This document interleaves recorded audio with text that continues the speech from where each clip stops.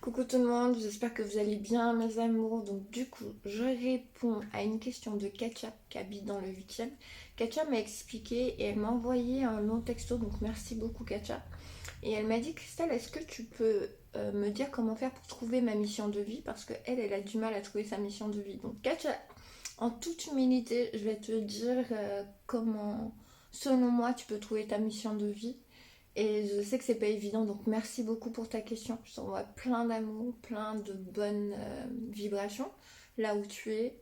Et j'adore le 8e. J'ai passé toute ma vie dans le 8e. Mon école, c'était l'école internationale d'esthétique Élisée Marbeuf sur les champs. Je travaillais beaucoup sur les champs, donc du coup, voilà. Donc ça me fait plaisir. Donc, alors, pour te répondre, Katia, en fait, on a plusieurs missions de vie, tu vois, mais des fois, on prend la mauvaise trajectoire parce que du coup, quand on descend dans la matière, ça veut dire qu'on s'incarne sur Terre, on oublie nos objectifs parce que du coup, euh, comme je l'ai dit, nous, on est des étincelles. En fait, quand tu regardes la bougie, c'est une petite lumière. En fait, on est là-haut avec la source, Dieu, le Père, Bouddha, Amma, Marie, Joseph, le Créateur, l'univers. Appelle-le comme tu veux. On va pas quand même, on va pas mettre de distance entre nous, tout et tout par rapport à ça. Donc du coup, franchement, sois libre d'appeler la personne que tu vénères, que tu honores, comme tu veux. Ok, Dieu, on va l'appeler comme on veut. On va même pas mettre de séparation.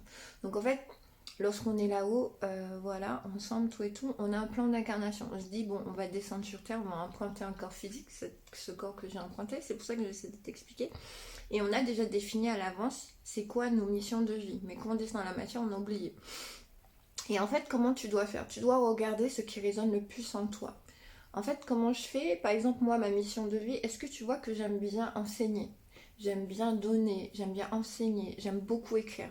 Donc, c'est tout à fait logique, tu vois, que je suis en train d'écrire un livre et en plus sur la manifestation consciente, parce que moi, j'aime bien apporter des outils puissants à l'humanité pour que l'humanité puisse s'élever. Donc, essaie de voir ce qui résonne en toi.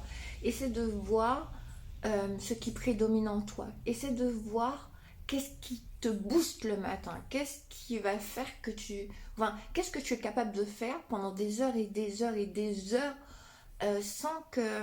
Comment dire, sans que ça te dérange, sans que ça t'embête. Et c'est là ta mission de vie.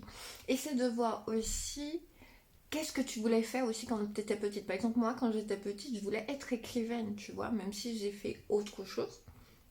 Et j'en suis contente parce que ça m'a permis d'être sur mon chemin. Donc j'espère t'avoir aidé, Katia. Merci beaucoup pour ta question. Je t'embrasse, je te souhaite le